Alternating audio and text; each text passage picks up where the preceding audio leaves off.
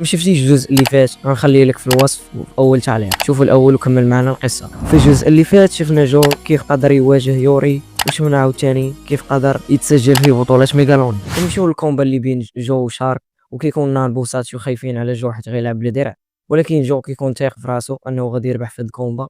كيدخل الحلبة هو نانبو وساتشيو، كيكون الجمهور مصدوم حيت غيلعب جو بلا درع.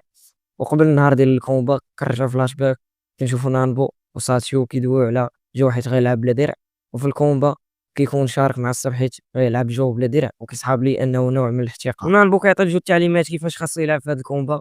كتبدا الجوله الاولى، جو كيبدا من البدايه يتفادى اللكمات ديال شارك بسهوله، وتا هو كيبدا يهجم بزاف ديال الضربات اللي خلات شارك يرجع للور، غير يبدا يشير على جو اللي في هذا الوقت غير كيفادا وكيهرب. وهو شاد لاكار ضربو شارك طايحه في الارض ضربه واحده، وكيقدر يوقف بصعوبه قبل ما يتسالى الحساب. وسال هذه الجوله الاولى على هذا الحال. كتبدا الجوله الثانيه وجو باقي دايخ من الجوله السابقه، كيبقى غير يسكيفي ويهرب. واحد اللقطه شارك طايحه بطريقه ممنوع، حسب عليه خطا، وناض كمل الكومبا غير كيسكيفي. حتى سال هذه الجوله الثانيه، ونانبو عطى لجو شي تعليمات اللي خاصو يديرها باش يربح. وبدات الجوله الثالثه وجو كيسكيفي وكيضرب شارك لكمه الفك علويه طيحته في الارض، وربح جو الكومبا. والجمهور تاق فيه بعد ما كان كيستهزئوا به في البدايه، وكيولي المركز ديالو 185 من بعد ما كان 257. ومن بعدها لعب كومبا جديده وربح فيها بسهوله، ولا المركز ديالو 139. ونانبو كيجيب ليه كومبات باش يطلع التصنيف ديالو ويتاهل النصف النهائي ويدير الفينال. كيدربو ولعب كومبا جديده اللي ربح فيها حتى هي، ولا المركز ديالو 102. وبدا يتشهر في البلاصه فين ساكن. ونانبو نظم كومبا الجو ضد واحد التصنيف ديالو 17، وكنعرفوا باللي كان كيدربو نانبو. وكنديروا فلاش باك ديال هاد الملاكم اللي كان كيدربو نانبو وهو في الحرب اللي تقاطعوا ليه رجليه فيها. ومن بعد كنشوفوه مع نانبو وكيدويو على علاش نانبو تخلى عليه من بعد ما تقاطعوا ليه رجليه. وكنشوفوا نانبو باغي يلغي الكومبا اللي بين جو اراغاكي اللي هو اللي كان كيدربو نانبو، ولكن جو كيقنعو ويخليه ما يرفضش هاد النزال. وجو كيدربو كيشقى على راسو باش يربح في النزال القادم. وحتى اراغاكي كيتريني حتى هو، وكيبان لينا انه غيكون نزال واعر. نانبو دابا كيكون ندمان حيت ما قلبش على اراغاكي فاش تقطعوا ليه رجليه، وكيتلاقاو جو اراغاكي وكيدويو على النزال ديالو. ونهار الكومبا كنشوفوا نانبو مشى عند اراغاكي باش يعتذر منه حيت ما قلبش عليه، وكيدخلوا حلبة النزال. كتبدا الجوله الاولى وبداو يتبادلوا اللكمات، ضربه في جو والاخرى في اراغاكي. واحد اللقطه جو كيضربوا اراغاكي كيطيحوا في الارض، ولكن جو كيف ديما كينوض باش يكمل الكومبا. اراغاكي كيكون مسيطر على النزال طول وعرض، وجو كيبقى غير يتصدى للضربات وما كيضرب حتى ضربه، وكان غيطيحوا كل ما سالات الجوله الاولى وعتقاتو. كتبدا الجوله الثانيه وكيكون جو متحمس ومركز، لكن عاوتاني كيطيحوا اراغاكي. ولكن واش في نظرك غيستسلم؟ لا لا، كينوض وكيبقى يلكم في اراغاكي حتى سالات الجوله الثانيه. وملي بدات الجوله الثالثه جو بقى غير كيدافع وكيتضرب حتى طاح عاوتاني، ولكن كيف ديما جو كينوض كيكمل الكومبا وكيتضرب عاوتاني ورد ليه وجهه كيس ملاكمه. لكن جو كيسكيفي عليه وكيضربو ضربه كيرقدو في الارض، ولكن اراغاكي كيقدر ينوض ويكمل. في الجوله الرابعه كيتبادلوا الضربات وكيتسنى جو حتى كيعيا اراغاكي، كيباغتو بزاف ديال اللكمات خلاوه يترجع للوراء. وكتبقى الكومبا على هذا الحال والحماس ليفل ماكس حيت نفس المستوى. كيتبادلوا الضربات حتى سالات الجوله الرابعه. والجوله الخامسه اراغاكي كينسحب بسبب رجليه اللي ضروا بزاف، وهكا جو كيربح وكيدير خطوه الى النجاح حصول على البطوله. واراغاكي خارج كنشوفوه موعد في رجليه، ونانبو كيدخل عنده الفيسير. واراغاكي كيقرر يعتزل الملاكمه حيت صحته في خطر، وكيقرر يولي مدرب. ومن بعدها كيبان لينا في التلفازه الربعه اللي تاهلوا لنصف النهائي ديال البطوله، اللي هما يوري رقم 1 في العالم، وبيبي رقم 2 على العالم، وبوكسور اخر سميتو جلين، والرابع باقي ما تختارش. وهادو هما الثلاثه اللي مرشحين باش يتاهلوا، اللي هما جو وميكيو شيراتو اللي خو ملكة شيراتو اللي شفناه بديد القصة مع يوري، والثالث بوكسور سميتو شوغار. وكتلعب كومبا ما بين شوغار وميكيو، وكيربح فيها ميكيو بسهولة بسبب الدرع المتطورة اللي عنده. كتنبأ بضربات الخصم، وكيتحدى جو قدام العلن باش يشوفوا شكون يستحق يتأهل لنصف النهائي. وجو كيكون في هذا الوقت الجسم ديالو كاع زرق من الكومبا اللي فاتت ضد اراغاكي. وكنشوفوا لجنة التحكيم دايرين اجتماع على جو اللي ما باغينوش يواجه ميكيو، ولكن اختو قبلات بها وباغي اخوها يواجه جو. ومن بعد كيبان لينا يوري كيتريني وكل مره كيدخلوا ليه بوكسور وما قادر عليه حتى واحد بسبب الدرع ديالو والمهاره الخارقه اللي عنده.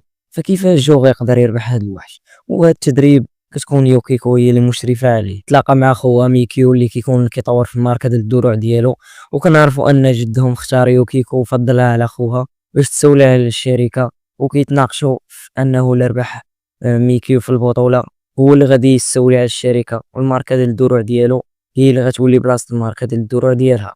ومن بعد كيبان لينا جو وهو كيتريني وكيجيو يتفرجوا فيه الناس والدراري الصغار دايرين ليهم اللي بغى يتفرج يخلص، وجو كيتريني بجهدو كامل باش يكون واجد نهار الكومبا. وفي نهار الكومبا كنشوفو جو والفريق ديالو كيتواعدوا باش يربحوا هاد الكومبا ويربحوا حتى البطولة. هما داخلين الحلبة بكل حماس وتفاؤل انهم غادي يربحوا هاد الكومبا، وفي الطريق كيتلاقاو مع ميكي في واحد النفق اللي كيقول لهم انه عارفهم كانوا كيديروا كومبات غير قانونيه في الحلبة الغير شرعية، وانه عنده الهوية المزورة ديال جو. وجو كيتعصب ملي سمعوا وبغى يهجم عليه، ولكن نالبو ما خلاش وضربوا والكرشو فقدوا الوعي. وميكيو فرحان حيت صافي قرب من الحلم ديالو باش يتأهل للنصف النهائي والبطولة ويواجه يوري ويربح ويدي البطولة. وكيمشي للحلبة وكيعلنوا انه ربح وان جو استسلم ونساحب. والنهار اللي بعده كنشوفوا جو هو كيتريني ونعرفو مشى عند الزعيم وقال لهم الزعيم انهم ما عندهمش بلاصه مع الناس اللي عندهم هويه، بلاصتهم كاينه غير في الحلبة الغير شرعيه.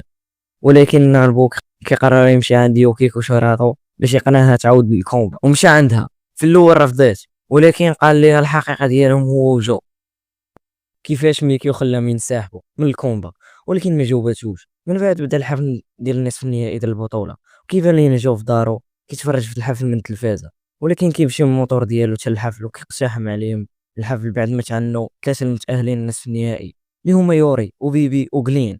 ولكن باقا ما عطاتش البطاقه الرابعه لميكيو، وكتكون يكون متردى. في اخر لحظه كيوصل جو بالموتور ديالو وكتقرر تقسمها عليهم بجوج. من بعد ما جو قدر يقنعها ملي قال لها انك قلتي بنفسك في الاشهار ان هذه البطوله كتعطي الفرصه لاي شخص، والكومبا غتعاود تلعب بيناتهم، ولكن اللي غيربح هو اللي غيتاهل. ومن بعد كنشوفوا جو في الحلبة قدام ميكيو في الجوله الثانيه كيتبادلوا اللكمات، وميكيو كيكون هو اللي مسيطر على النزال. وفي الجوله اللي بعدها كيقدر يطيح جو حيت كيقرا الهجمات ديالو وكيتوقع اللكمه الجايه ديالو، وبهذا الشيء كيكون سابقو بخطوه بسبب الدرع ديالو المستوره بالذكاء الاصطناعي. ولكن جو ما كيستسلمش وناضي يكمل، وجو بقى غير شاد لاكارد كيتصدى الضربات وكيتخيل تدريب جديد اللي ولا كيدير مع نانبو، وبدا كيلكم حتى هو، ولكن ما عندهمش حتى اثر على ميكيو. الدرع ديالو في هذا الوقت عرفت الاسلوب الجديد اللي بدا كيلعب به جو، وميكيو سكيف على جو وضربو وطيحه في الارض.